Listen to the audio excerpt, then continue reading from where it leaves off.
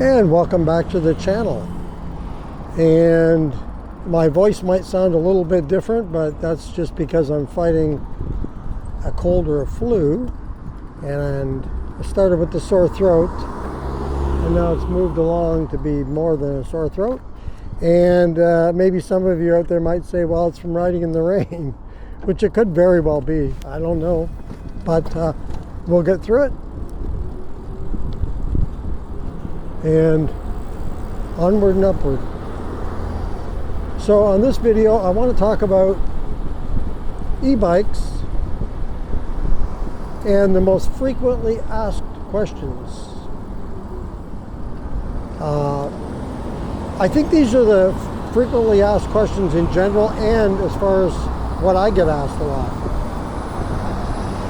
And so they're probably three of the most curious questions I have too, but there's at least 3 or 4 more that I want to know.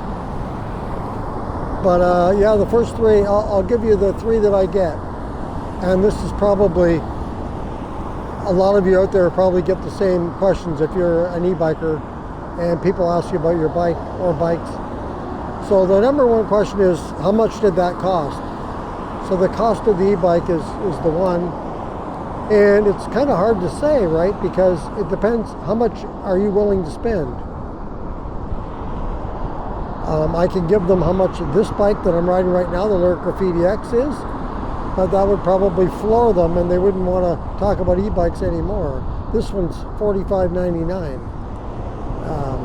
So this is a higher end. I don't think a person getting into their first e-bike is going to go right for basically a $4,600 bike. So I let them know. I said, hey, well, this one's expensive, but in general, I would say $1,000 to $2,000 usually is what I say. You can get cheaper, budget-priced ones, but I think pretty much, for the most part, you can expect to pay $1,000 to $2,000. And now with the tariff situation, you're probably looking at I'd say $1,250 to $1,750, and maybe closer to like 1.5, like $1,500 to $2,000. And then, so that's one, probably the most I get asked. And then the other one that's right up there though is, how fast will it go? Again, that's going to depend on the bike. This bike here, I've had up to 50 miles per hour, only one time though.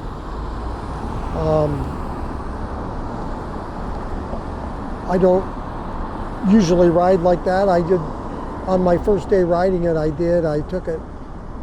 And since I was already going for it on the highway, kind of, or on the road, I just thought, well, while I'm at it here, what will it go? What will it do?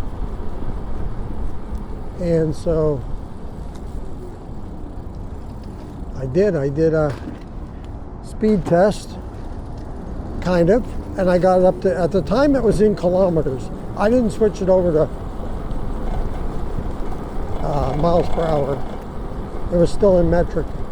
And I got 79 kilometers, which is about 50 miles per hour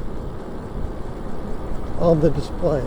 And the display on this bike is pretty accurate. So I knew that was about right. I've even had times where it's actually 1 or 2 below, you know, what I'm going by what they read, the radar, you know, for a school zone would read. Sometimes I'm 1 under what that radar is reading. But, so yeah, it's the cost, and then it's the speed, and that's going to depend on the bike. Typically, you're going to get anywhere from 20 to 28. For class 2, class 1, 2, or class 3 is 28. And a lot of bikes, I shouldn't say all of them, but many bikes will go a little faster than they say. And there's also bikes that claim to go a certain speed that don't too. So it's kind of hard to give an exact speed. You can give an approximation kind of deal. Like with this bike here, even if you're a heavier rider, I would say you're going to get 45 miles per hour. You're going to get 70 kilometers. I would be surprised if you didn't. That's on a battery that's almost fully charged. I don't know if it's down, you might not get as much, but then the next thing, that the common one is, how far can you go on a charge?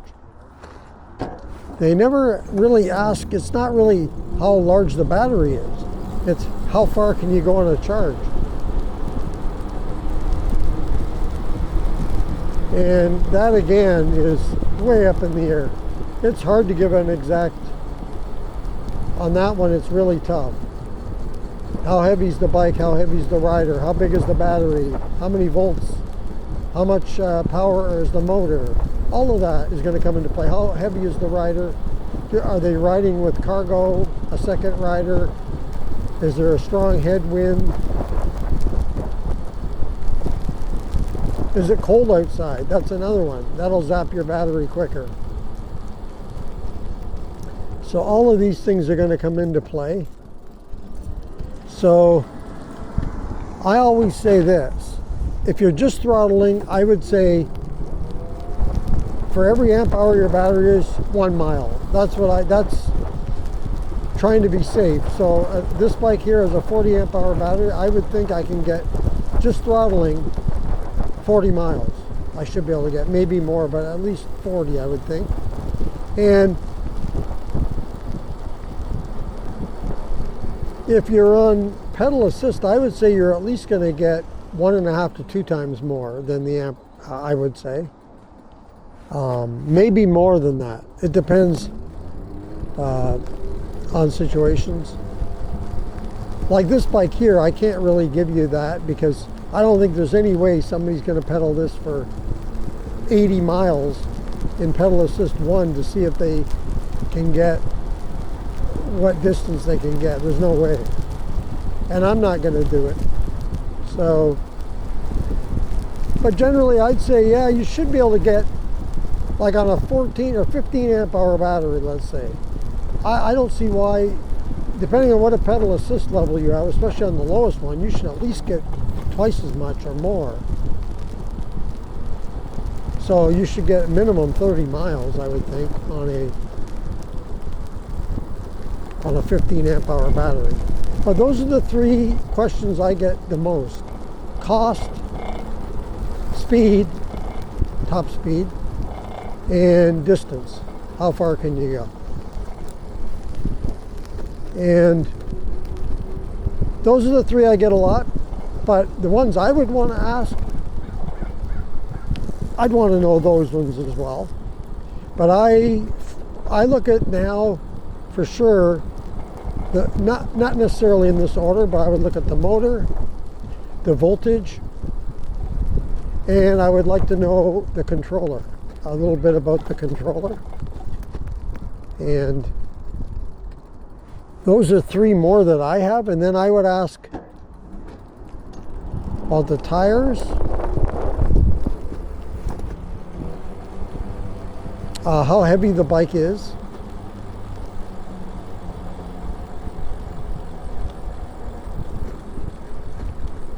yeah, the brakes. I would ask about the brakes for sure.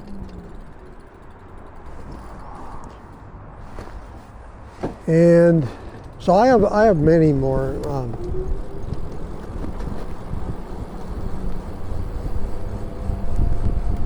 And those offhand, and the lighting too. I'm a fan of the bike having all the lights, quality lights that can be seen at night and in daytime.